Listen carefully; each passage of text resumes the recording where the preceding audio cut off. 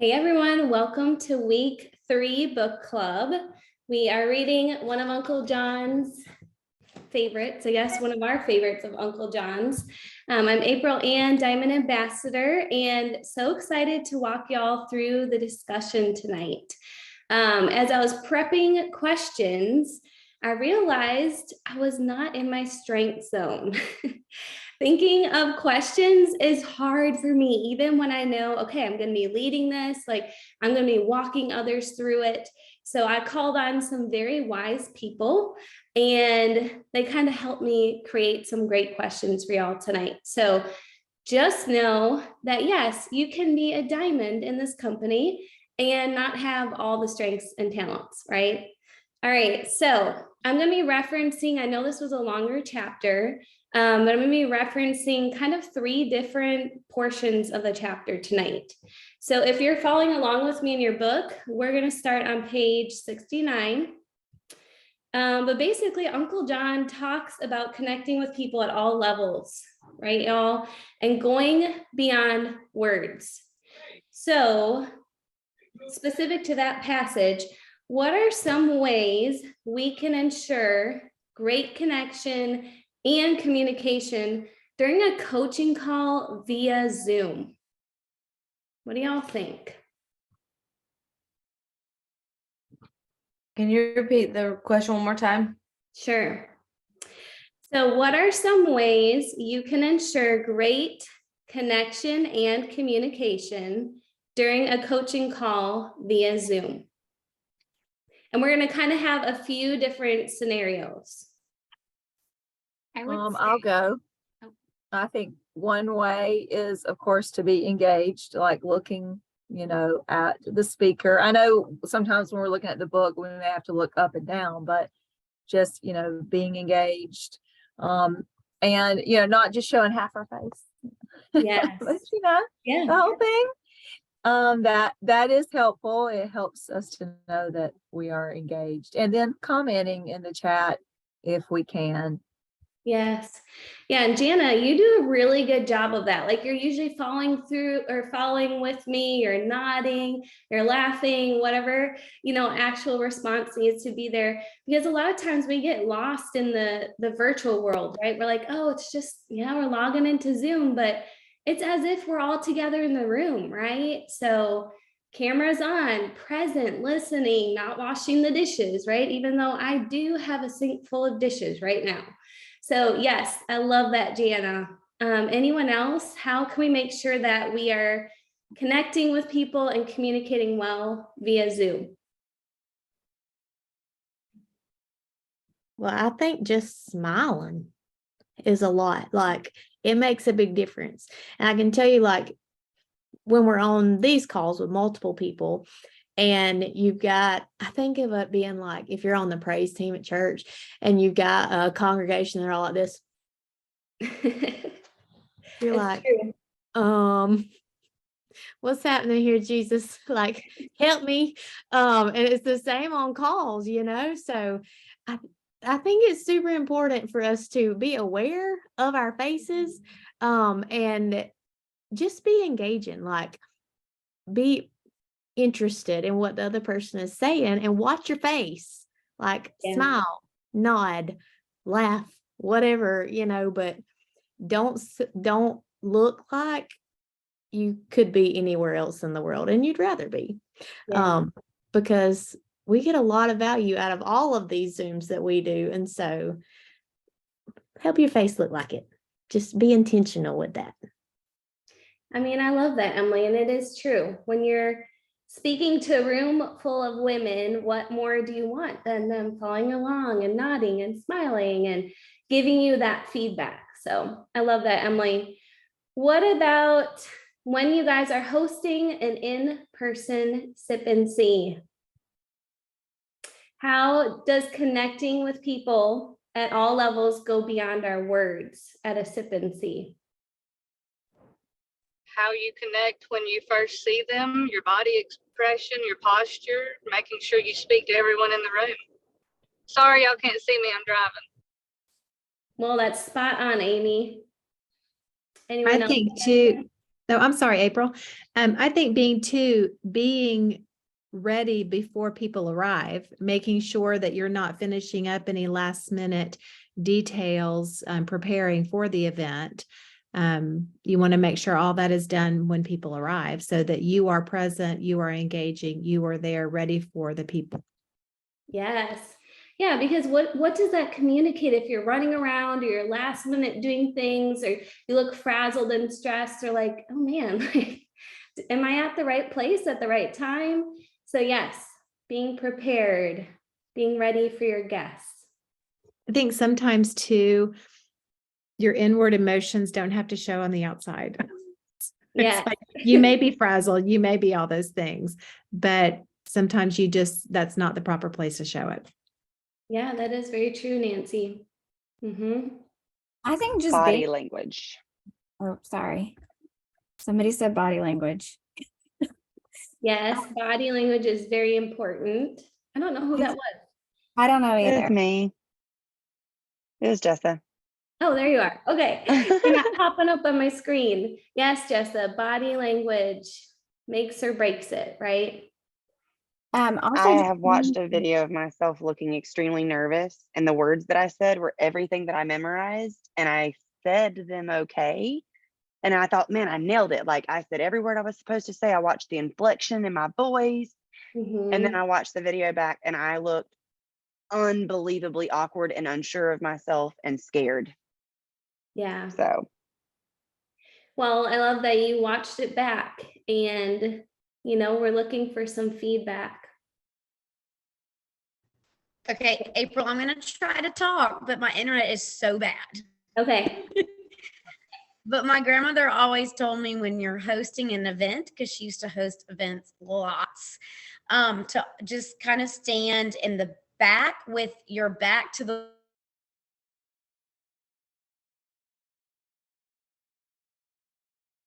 Oh no, we lost you, Jackie.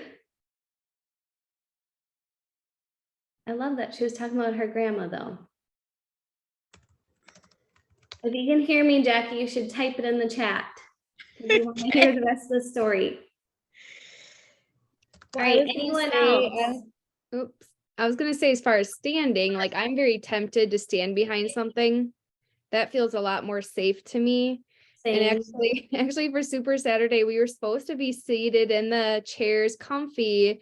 And then during rehearsal, Lisa stood up and I'm like, no, like, darn it. Now I got to stand up in front of everybody. But I think at my first sip and see was so tempted to stand behind the table where it felt safe, but really just being in front of people and able to use your arms and have that space to express yourself is important.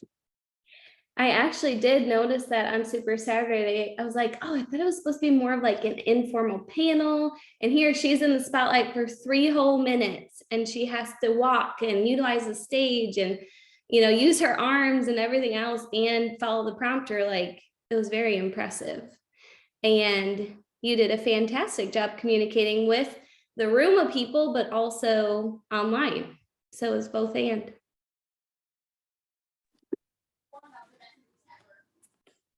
All right, anyone else? I'm trying to keep us at a good pace because I have lots of questions. Go, Pamela. I was just going to say for like personal events or face-to-face events, sip and season, whatever, I think name tags are a really big deal. It shows that you value who someone is, that people that aren't familiar with you do not have to try to remember your name, that it's just easy, spot on, and it takes the pressure off everyone. And it just shows value. Like I value enough that I want to know your name. Yeah. So I've always been name tags. Okay. Yeah, I love that because I am a type of person that I don't do well with names. And so if I can have a name tag, it's like, okay, I have that visual and I can repeat it to myself and remember who that is. Yeah, I mean, that shows that you want to communicate with them and get to know them better, for sure. I also think that, like, when you host it in person, you want to be a good host. So having like snacks or some treat or something that they can enjoy while they're there, that kind of breaks the ice.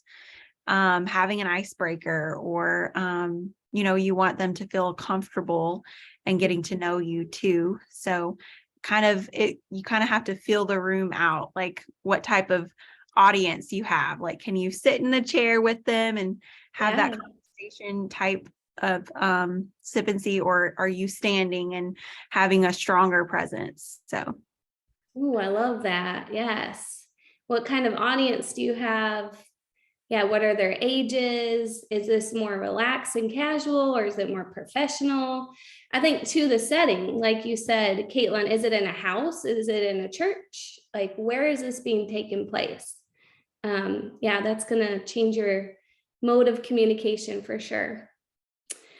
Love it, y'all. Okay, on page 50, Uncle John describes how you must first discover how the vision impacts you on a personal level, right? Before we can go help people do the same. So, what does connecting with someone else's vision look like to you? How do you know if you've actually connected with them and helped to cast the vision? I think when you're thinking, oh, yes, I want what they want, then you have connected with someone else's vision. Yes. I think when they leave the conversation excited. Yep. Feeling like, yeah, they want more. They're excited. Tell me more. I think too, when they're asking questions, if they're Yes. just going, yeah, okay, and that's it, you Yep. know, they're already on their next thing. But if they're engaged and they're asking you questions, then you know there's been some connection. I would piggyback True, on that. yeah. Oh, so sorry, April. I was going to piggyback and say, you know, if they're now talking more in the conversation than you are, that's a good sign. Yes. Yeah, they're engaged. They're welcoming questions, asking questions. And I was going to say, and sometimes the questions come after the conversation, right? Maybe you've left the conversation, you're like, did I do a good job at that? And then all of a sudden they're in your inbox like, hey, tell me more about this, or you said this, can you share more about it? So that also, you've connected with them on a personal level. One thing I always get excited. Oh, Kelly, I'm sorry. You go first. I was just going to say, I think also like after your conversation, them taking immediate action and talking to you about those action steps also shows that they were engaged and they caught the vision that you were trying to portray to them. Very true. Yes. Yep. Going and doing, which we'll talk about a little bit tonight, but that was in the chapter, right? I get excited whenever I start hearing them like dreaming. And you can tell it's not just, I want to help people, or I love to like make $100 or $300 this month, but it's like things that are like dreams. They're like, wow, you want some chickens and a farm? Okay, that's, that's some big stuff that makes me excited because they caught the vision. Like they are thinking bigger for themselves than just, making a few $100 or something. Yes. Yeah. I mean, that tells you they caught the vision, right? And they're dreaming really big. Chicken sound good right now. Eggs are very pricey. I think the more personal you are, then the more you share of yourself, and they really feel like they know you better, the more transparent you are. And it can be hard to share some details sometimes about ourselves, but then you do share, and then people feel like they know you really well, and then you really start getting their feedback. Yes. Yes, that deeper level connection, right? When you're vulnerable, they feel like, oh, I can be vulnerable back with her, right? I can tell her really what this opportunity would do for my family and I, right? It's not really about the gas money, it's about XYZ, right? I like how in the book that he just gave kind of like a checklist that he goes over after speaking to an audience, just even like to keep yourself in check on kind of like how you're doing with communicating with people. Yes. Yeah, I mean, he spelled it out. He made it pretty black and white for us, right?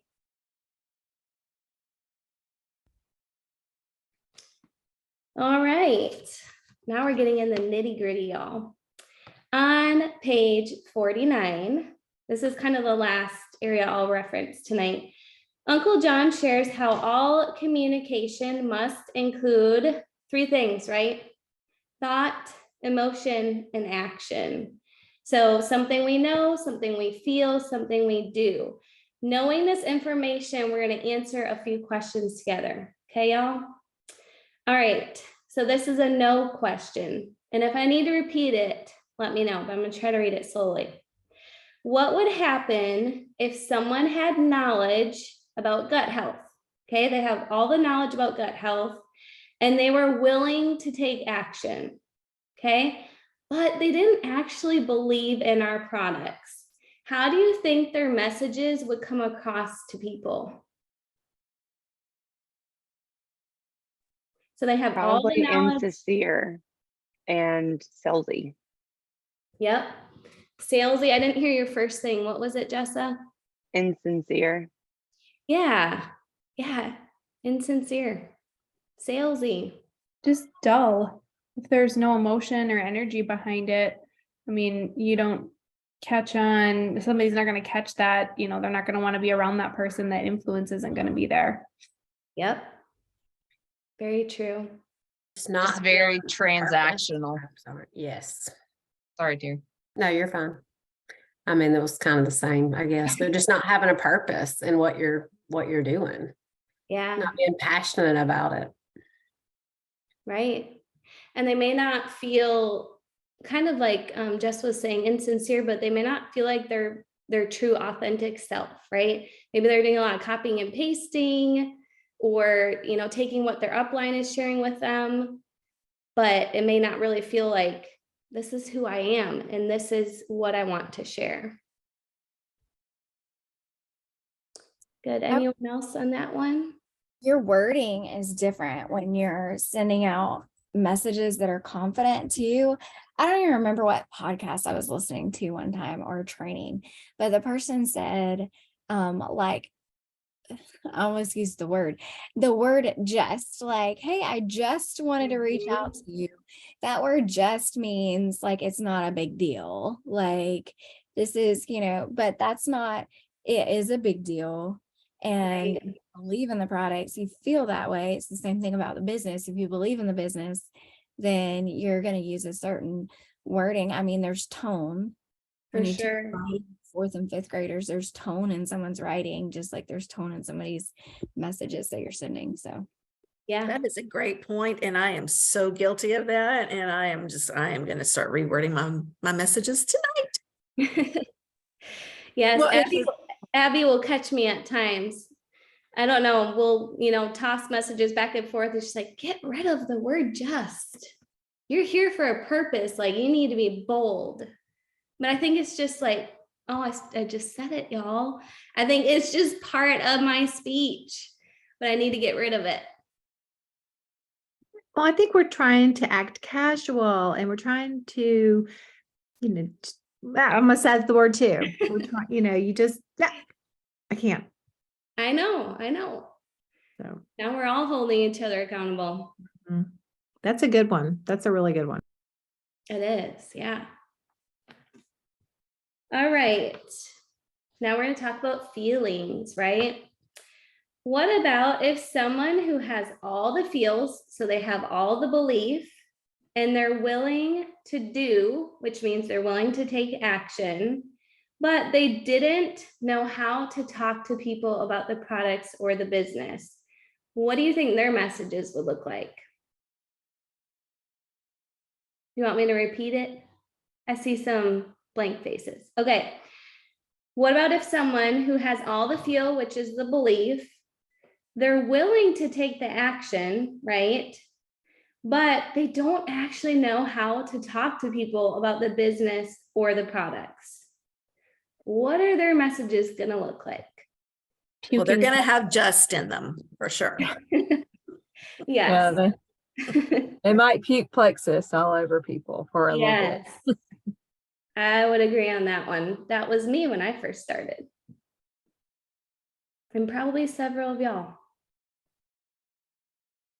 There will be lots of gaps. in their conversations, and they'll probably be the ones that will come back defeated, like because people didn't respond, or they said no, or the value wasn't built, or they went right to pricing and then no one wants to get on board. So there will definitely be gaps in their conversations. Yeah, and I think there might even be frustration like on their end of things, like with communication. If there's the gaps, like Abby's saying, they might feel like I'm doing something wrong, or I'm not being successful, or no one's answering me.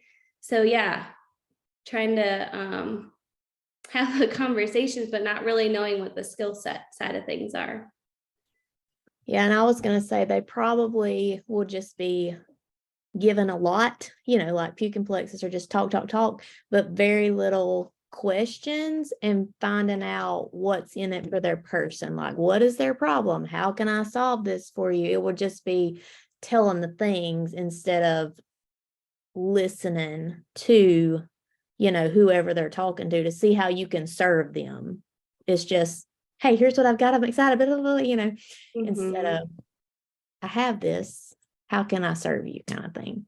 Yeah, missing that whole connection piece. Yeah, the most important part, right? Yeah, being them focused. What's in it for them? I was going to say the same thing. Like, it'll be the absence of conversation, kind of like, like absence of connection, more transactional. Like, okay, you say this, I say that, kind of almost scripted. Yes.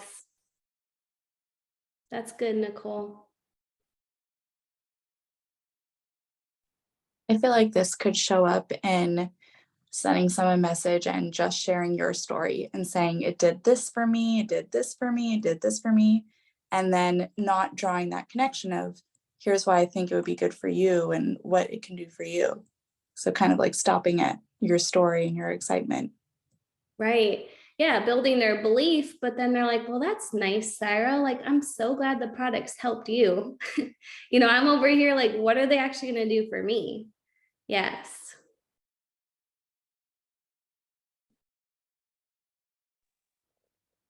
Yeah, they won't have belief in themselves, in it for themselves. And so they might order 1 month maybe, but then they may not continue because they won't even know what it's going to do for them.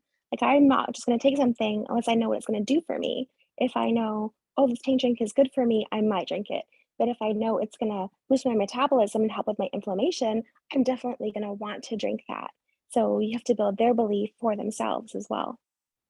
Yes. Yeah, they have to know the value of the products and the company and what they're hopefully about to say yes to.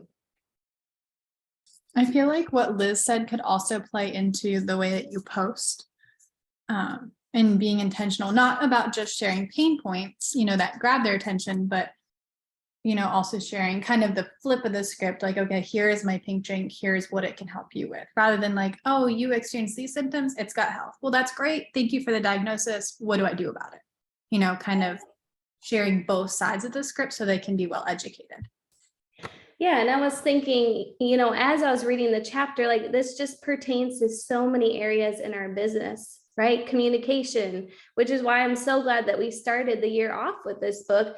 But just like Nicole said, yeah, social media, stories, posts, Zooms, coaching calls, welcome calls. I mean, right now, what we're doing tonight, book club, right? Leading things, being in a room with people. So this is like, yeah, the building blocks of becoming amazing business owners and being able to communicate well, and really listen to others, right? Be an effective communicator. All right, what if someone has belief in the products and they knew what to do with it, but they didn't take any action? What's going to happen to that poor soul? I see no results in the chat. Yes. I mean, nothing's going to happen without action. Like, yes. I'm trying to think of anything that could happen without action. Nothing. Speaking from experience, lack of action is lack of confidence. I know that every single time I do something that scares me, I feel way more confident coming out on the other side, but it's like just getting myself to do the initial thing. Oh yeah. Yeah, and sometimes we get stuck in that process, right? Of I'm too nervous to do it. I don't know if I should do it. Should I do it? And then you do it and you're like, oh my gosh, why did it take me so long? And you're all excited and you're seeing the fruit from it, right? But yeah, it's like that disconnection between fear and actually doing it. And then, like you said, Emily, it boosts your competence and your confidence, both and. I was gonna say, I think you're gonna hear a lot of excuses or blaming, before taking ownership of taking your own action. Ooh, that's good. That is good, Kayleen. I love that.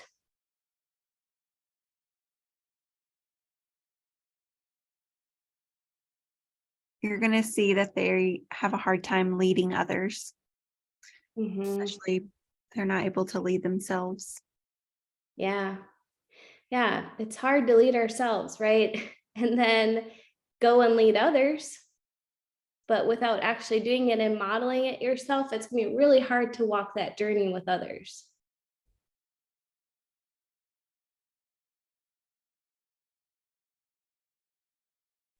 This reminds me of that term, analysis paralysis. Is that what it is? Where you just get stuck in the thinking mode and you don't actually do anything. And then you kind of feel like you're doing something because you're just thinking about it for so long, but haven't actually done anything. Yeah. Yeah. You're thinking about for so much, time that it feels like, well, I already did it, didn't I? No, you didn't. And that's kind of where we have like great intentions, right? And then we have to follow through. We have to actually do it. Yeah.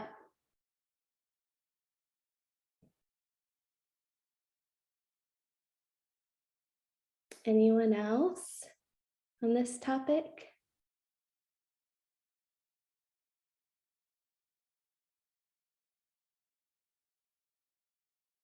Rachel Griffin loves silences like this.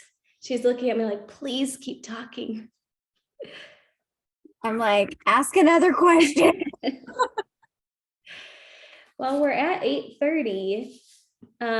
So we need to wrap it up, but I wanted to first just share with y'all, like, thank you for speaking up. Like, you guys are really engaged in this book, and we heard from a lot of people tonight, and cameras are on, and that, like, when we show up to lead these book clubs, that makes us so excited. Like, okay, we don't have to sit here in awkward silence, but we're having great conversation. Like, we're brainstorming with one another. So thank you for that. Next week will be same place, same time, chapter 4. Not sure who's leading it, but that's all I have for y'all tonight.